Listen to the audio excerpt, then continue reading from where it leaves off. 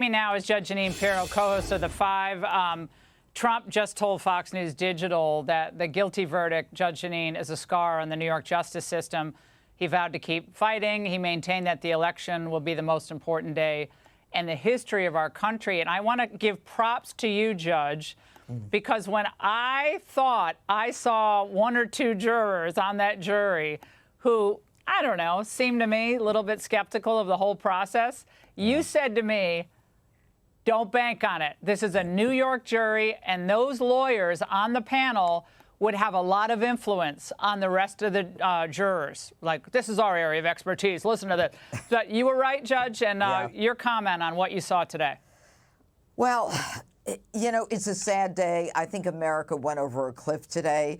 I think the indictment alone, but now the conviction of a former president of the United States on 2 dead misdemeanors that were resurrected to life by a judge who was not taken out of the wheel, but literally picked out because of his anti-Trump bias, and a case that was advanced before the election, as opposed to those defendants who were in jail waiting for trial, whose turn it is to go to trial, and the fact that they had a magic show where they literally resurrected these misdemeanors and brought them to life through a felony that none of us knew anything about, with a judge saying you don't have to be unanimous on the specifics of whether it's a federal election campaign violation, a federal tax crime, or a bookkeeping crime. And so we'll never know which of those it was. And of course, they had no jurisdiction over those cases either, Laura, and I can go on and on.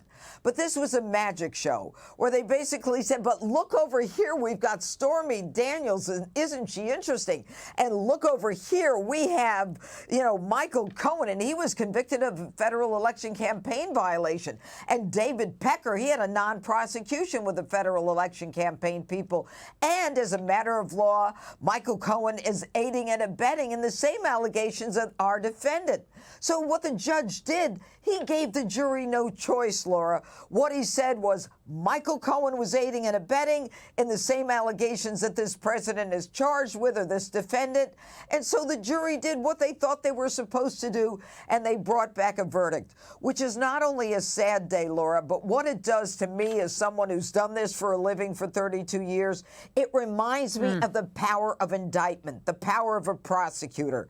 And when we have George Soros-funded prosecutors, and we have the Department of Justice of the Biden administration dropping down prosecutors so that they can assist with local DAs, we've got a kangaroo court. But make no mistake, I still believe in the system, Laura, because I came up with it. This case is riddled with reversible error, and it will be reversed, but after the election. Well, how about, you can imagine, given how this has gone, I mean, I think people are wrong to assume, Judge, that they're not going to try to put Trump either behind bars or basically geofence him in so he can't really campaign, and he needs to ask permission every time he wants to do a rally, and then that permission is, oh, I'll get back to you next week, or it'll be tough probation until November 5th. I don't put anything past them. So you have more faith in the New York judicial system, perhaps, because you grew up in it when it was truly the great DAs, DAs who had a storied history of taking down the real criminals in the city, not this nonsense with this novel application of the law.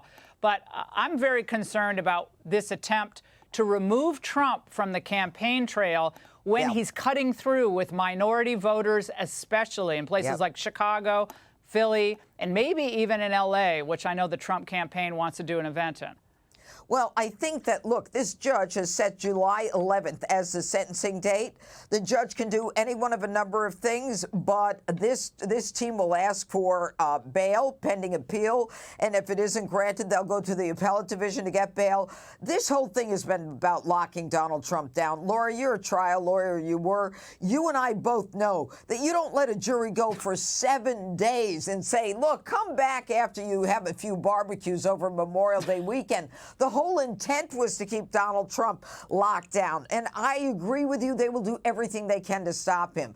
But what they have done is they've awakened a sleeping giant. You know, everybody listens to all the indictments out there. They have convicted a former president of the United States and probable future president of 34 felonies based on a porn, they call her a star, and a serial perjurer, Michael Cohen. He was a linchpin of this. And if you ask an ordinary American, what did Donald Trump do? They won't be able to tell you. And so our job right now is to continue to have faith and support this man as he goes forward, because he's the strongest man I've ever met, Laura. I'm going to repeat it, Judge. Don't get mad. Get motivated. Judge, great to see you, as always. Hey, Sean Hannity here. Hey, click here to subscribe to Fox News YouTube page and catch our hottest interviews and most compelling analysis. You will not get it anywhere else.